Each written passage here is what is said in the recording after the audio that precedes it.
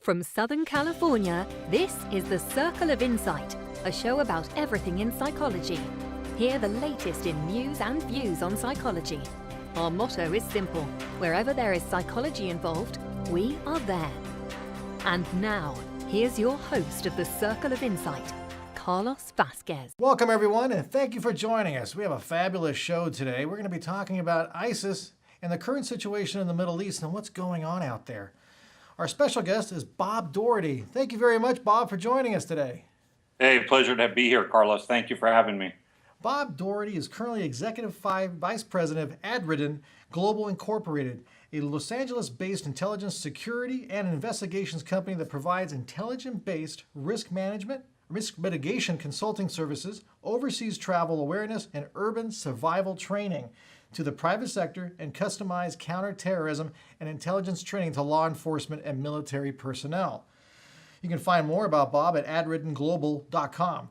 Bob also served for 26 years as an undercover CIA operations officer and has deep on-the-ground knowledge and extensive experience in the Middle East, Europe, South America, and the U.S., working against most major foreign terrorist groups that have threatened the U.S., which includes Al-Qaida and Hezbollah. Bob has extensive experience working against the threat posed by Iran worldwide. Needless to say, he's got the credentials. We're going to discuss today a little bit about ISIS in this three-part series. We're also going to talk about Iran a little later on in part 3. And can we actually reach a deal with Iran? But let's start off with ISIS. So, Bob, what is the current situation going on with ISIS? Well, we just had some recent news, Carlos, that a U.S. military strike may have taken out some of ISIS's top leaders, including the number one leader, Ammar al-Baghdadi. That yet to be confirmed, but it would be good news, obviously, if that happened. Anytime you can take out some of the senior leadership of a terrorist group or an insurgency group, as is the case with ISIS, that's a good thing. Certainly, it's going to hurt them. It probably won't completely destroy them, obviously. They're a major organization. They're really not a terrorist group. What they really are is an insurgency, because they've reached the stage where they've actually captured and held large pieces of territory in both Iraq and Syria. They've announced that they've reestablished the Islamic Caliphate or Islamic Empire, and they're pressing on for more territory. So really, they still remain a threat, a very significant threat in the Middle East and in Iraq and Syria. A little less of a threat here in the homeland, but we can talk about that a little later, how I view that threat as progressing over the next couple of years. So the situation remains grave. ISIS remains very capable, very viable enemy. Quite frankly, I think that what we're doing over there to try to blunt them with the limited airstrikes that we're doing is probably not enough to really completely neutralize them or deter them or stop them on the ground. Actually, I want to take you back a little bit, and we'll get back to that too, and find out if the current administration is handling this properly, or are we using the right tactics. But on that comment you made earlier about the leader, what does that do to an organization like this if we're able to eradicate? I think it's Abu Bakr is his name? Yeah, Ammar al-Baghdadi. Actually, that's his nom de guerre. A lot of these guys have a lot of alias names. Look, he was actually in custody by U.S. military forces at one point several years ago. He was in our custody. We released him to the Iraqis, and the Iraqis let him go. So that's coming back to bite them now. If he's a very capable, intelligent, ruthless guy like this guy is, taking a guy out like that can hurt a group pretty significantly. For example, with Al-Qaida since 9/11, we've probably taken out 60% of their senior leadership, obviously including most recently last year, or 2011, Osama bin Laden. That has degraded their ability to carry out attacks in the homeland and to carry out attacks elsewhere. But you must maintain a constant pressure on a group like that, because obviously new guys will come up and take leadership positions. How well trained are these guys? Are they as ruthless and intelligent as the guy that preceded them? Unknown at this time. But you can't just take out one leader and think that our problems are solved. You got to keep up consistent pressure on a group, and then you can be effective, like we have been with Al-Qaida, at preventing them from getting strategic leadership that can plan and evolve and launch attacks against us like they did on 9/11. Let me ask you this question. It seems that some of these leaders of these terrorist groups seem to have common characteristics. And maybe in hindsight, hey, look, we had Abu Bakr, we have had maybe, I don't think bin Laden, we've ever had him in custody, but I know we did work with bin Laden, I think, before, years ago with a Somalia ordeal. I think he wanted to get involved with that, if I remember correctly. Is there any way to detect these individuals early and say this guy could be a problem later? Well, I think, you've touched on a question that deals on motivational and behavioral and psychological issues, which is very pertinent. So let's talk about that a little bit. With a guy like Osama bin Laden, he was very dangerous because he is what I would call a true believer. He absolutely, in my mind, believed in his cause, the cause of extremist Islam, and that what he was doing was right and was justified by his religion, which of course it's not. He was intelligent, he was operationally savvy, and he had a lot of money behind him or could raise a lot of money. That makes a very dangerous person. Ayman al-Zawahiri, the number 2 in Al-Qaida, now the number 1, was actually a medical doctor. He was a surgeon in Egypt. So again, a very upper middle class, highly trained intellectual who is a true believer. That makes him dangerous. A guy like Zarqawi, if you go back to the early days of Iraq, was basically just a criminal. He was, as you would probably classify, a sociopath who got into trouble early in his life, got into crime and in and out of prison early in his life, petty crime, then more serious crimes. And then only later in life, after a long incarceration in prison, did he adopt this radical form of Islam and say that he was fighting in the name of Islam. But in reality, Carlos, what Zarqawi was doing was just carrying out extremely violent criminal behavior because he was truly a sociopath. Likewise, Khalid Sheikh Mohammed, who was the mastermind of the 9/11 attacks, was very obviously also a sociopath. He was not a true believer in Islam. What some of these guys do is they wrap themselves in that blanket of a religion, be it Islam or Judaism or Christianity or Sikhism, and they use that as an excuse to carry out their violent behavior, when in essence what they are is they're criminal sociopaths. Well, that's a scary, scary thought. Now, I know ISIL right now is confined to mostly Iraq and parts of Syria, if I'm correct? Correct. Is it trying to spread out further? Would this cause a huge destabilization problem in the Middle East? Well, I think you can say it's already causing a destabilization problem in the Middle East. Basically, Iraq is consumed by fighting ISIS, who are within sight of Baghdad or within range of Baghdad, the capital city. They've captured a lot of oil-producing areas already. They're gaining revenue from oil that they produce and sell on the black market. They've captured large parts of Syria. So this is a very serious and present threat. They're obviously trying to expand their territory and include, more land, and obviously they'd like to capture Baghdad. This, all goes back to the history of Islam and the beginnings of Islam. And what a lot of these extremists want is they want a return to the Islamic empire of old, which was called the Islamic Caliphate, which was ruled by one leader called the Caliph. Now, the Islamic Caliphate effectively ended in 1924 when Kemal Ataturk in Turkey basically brushed off the last vestiges of the Ottoman Empire. So Sunni extremists today, as represented by ISIS, as represented by Al-Qaida, want to recreate that 7th century golden age of Islam, when the Islamic Empire basically ruled most known areas of Earth, as the Roman Empire and the Byzantine Empire, and some would say the British and American empires ruled most parts of the world in the modern era. So they want to go back to that time, and they want to unite all of the Islamic world, be that Muslims in Indonesia and Malaysia or North Africa or Europe. They want to unite them under one leader, one caliph, and recreate that golden age of the Islamic Empire. That's their ultimate goal. Whether they realize that is probably unattainable, we don't know. We're not in their minds. However, ISIS is doing a pretty good job of at least recreating a small part of that empire in Iraq and Syria right now, and they want to add to that territory. So it's almost antiquity versus modernity. Absolutely, absolutely it is. And Wow. a lot of the problem, Carlos, with these extremists in Islam, who again don't represent the true religion whatsoever, is they want to go back to this time that was in ancient past, and they don't want any innovation, and they don't want any integration with modern society. And that simply cannot happen in the modern world. A good example of how an Islamic country has adapted is, of course, Turkey.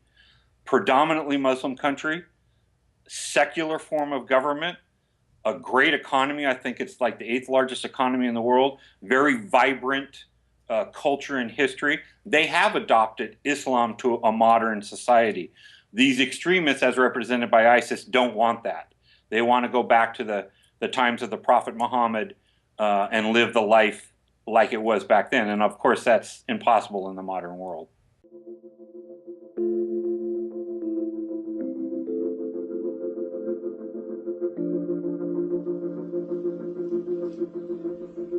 Hi, welcome to Adelante. This is Adelante Recovery, and my name is Yvette Kuglin, and I'm part of the staff. Adelante Recovery Center has helped people in dual diagnosis for 5 years. We accept most PPO insurances and provide luxury accommodations and 24-hour support. To speak with an admissions counselor, call 1-888-242-4450. A lot of time we don't even know what's wrong with us, and sometimes we need to get away to figure that out. So if you want to go for a little retreat out in Corona del Mar, which is a confidential location, we're here to help. So we're only a phone call away. Thank you. So how is it affecting some of the other countries? I know Iran right now seems to be jumping into the game, trying to get them out of there. It seems to be some kind of fighting between the Shias and the Sunnis. Are other countries jumping in, or other countries impeding our success in getting rid of ISIL? Yeah, it's a very complex equation. I'll try to explain this so it even makes sense to me. But let me just say it's very complex. There's layers of nuance and subtlety that are going here. A lot of mindset and psychological issues that we're talking about in these different countries. So ISIS are basically, there's a split in Islam, first of all, between Sunnis and Shias. Sunnis are about 85% of the 1 billion plus Muslims in the world. Shias are about 15%. They're the minority. Shias mainly are concentrated in Lebanon, Iran, and the Gulf countries, Kuwait, Saudi Arabia, Bahrain, okay? Iraq is majority Shia. So ISIS is a Sunni extremist group. Part of the dogma of being a Sunni extremist is that you believe Shias are apostates. In other words, your fellow Shia Muslims are as bad or worse than Christians or Jews in your eyes. So that's why these were some of the seeds of the Iraqi civil war, some of the seeds of the Syrian civil war, is this centuries-old Shia-Sunni conflict. Transposed today, you have Sunni extremist ISIS being vehemently opposed to Iranian Shia Iran, led by an Iranian theocracy. So that's why the Iranian government is so concerned about the spread of ISIS. They are, in essence, mortal enemies. And so that's why you will have strange bedfellows in the fact that the Iranian government would like to see ISIS defeated. The United States would like to see ISIS defeated. Does that mean that we're allies? Unknown. Hezbollah, a Lebanese extremist group who are Shia extremists, would like to see ISIS defeated and have fought against ISIS. But Hezbollah is a surrogate group of the government of Iran and has killed Americans in the past. Does that now mean that the U.S. is allied with Hezbollah? So there's all kinds of currents flowing through here. Add on top of that the Syrian regime would like to defeat ISIS, that the Saudi government, while Sunni, is a little bit scared of ISIS, or maybe some elements of the Saudi government are secretly supporting ISIS because they're going against Iranian Shias and Iraqi Shias. So you have all kinds of mix in here, and sorting out who's who in the zoo, as we say, who's a friend, who's an ally, is not very easy, and there's lots of different meanings. And in terms of our foreign policy and actions, we have to step very, very carefully into that type of complex environment. I guess the only comfort I got out of that is a lot of people don't like ISIS. Very true, very true. However, they don't really need a lot of funding. They captured like billions of dollars in cash when they overran Iraqi banks at different currency. Like I said before, they're earning hard currency revenue by pumping oil and distributing oil and selling it on the black market. They've got all the weapons they need from captured Iraqi army and American supplies. So they're really kind of doing quite fine on their own. Thank you very much. Well, that actually leads me to another question, which what is the psychological makeup of these people, of these terrorist groups, or is it too hard to pigeonhole like that? I don't think so. I think you can break it down. If I could break it down, I would break it down. This is my personal experience in interacting with these types of guys, is you have a leadership cadre, okay? Usually, surprisingly, and maybe even counterintuitively, that are college educated or they're university educated, sometimes even in the West, which is kind of a surprise. These guys, again, fall into the category of the true believer. They absolutely believe that this form of radical Islam that they espouse is the true path for them. It's part of their core being, and they're going to carry out this mission. They are ruthless. They are aggressive. They are very intelligent. You can also have leadership cadre, as I pointed out, that are simply sociopaths. They're high-functioning sociopaths. They're brilliant. They're ruthless. They're aggressive. They would be serial killers in some other society or ruthless criminals. And they simply wrap the cloak of Islam around them as an excuse to carry out their activities. So you have a set of those people, a very small minority in the leadership cadre. Then I would say, more towards the middle and the bottom, you have younger people who have been indoctrinated into this radical form of Islam, which is not true to the real faith, and have been promised things like, you're going to get a better life. We're going to take you from this village where you have no chance of employment. You have no chance of getting in a university. The government has repressed you and your people for years and years. We're going to put a gun in your hand. We're going to give you some training. We're going to pay you. We're going to take care of your family if you're killed. You're going to be elevated to the status of a hero within your village and neighborhood. Come fight with us. And by the way, this conforms to your religion. And when you have an 18, 19, 20, 22-year-old kids who don't know that much about their own religion, but are being told this by older, more experienced guys who in a psychological way are manipulating them and indoctrinating them, it's like you say, where do I sign up? It's rebellious youth taken to the extreme. It's a powerful argument. It's a powerful argument, and anybody can identify with that. How many of us have our own kids who rebel in different ways, thank God, but still rebel against parental authority and the establishment or society as a whole? This is a Middle Eastern manifestation of that, again, to a more extreme example.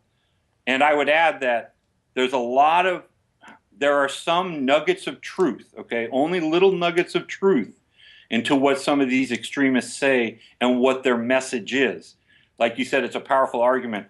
I'm going to take you from this village that has never been taken care of by the central government because you're Shia and the government is ruled by the Sunnis, and I'm going to give you a chance to right that wrong and gain honor for yourself and your family and get back at this government that's repressed you for years.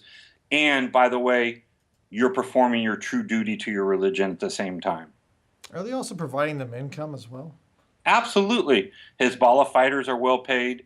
Al-Qaida fighters receive salaries and money. ISIS fighters receive salaries and money. So, in a lot of circumstances, again, for the lower and middle ranks that are coming from these very poor, underdeveloped areas, it's a means to generate an income and help their own families out. It's a job. That's even more powerful right there. Absolutely. Economic employment. So again, these terrorist groups, these insurgency groups are a lot like criminal groups in a lot of ways. Why does somebody join a gang? Some of the motivational and psychological factors are exactly the same. Where it deviates from the gang structure is you add a very powerful tool of religion in there as an additional motivating factor. So like you said, it is a very hard message to counter for us in the West to counter to convince that kid, no, don't go and do this, given the scenario that he's in, and given what his own government at times has done against him and his people for the past couple hundred years. It reminds me a little bit of when we were fighting against the Taliban. They were paying much more than the government was paying these individuals. The individuals as police officers maybe making $15, $20 a month. I can't remember exactly what the numbers were, but Taliban was outpaying them almost double. Absolutely. And providing order and stability where there was chaos before. And that's also another factor. Central government can't enforce the law. You don't have a system of law. You can't ensure your property. You can't ensure your rights are taken care of. You can't ensure that there's general order in the area you live in. And a group comes in and says, we can provide all those things for you, but you got to fight for us and you got to believe in our cause. That's also a very, that's a good sell. It's a very good sell. Tool. Well, thank you so much, Bob. That was amazing. The psychological insight into ISIS and trying to figure out who they are and why people would even join them. Thank you very much, and thank you, everyone, for joining us as well. You can catch part 2 of this as we're going to talk a little bit more about the threat to America. Does ISIL really pose a threat to America? How safe are we? So we're going to be tackling that in the next episode. See you next time, everyone.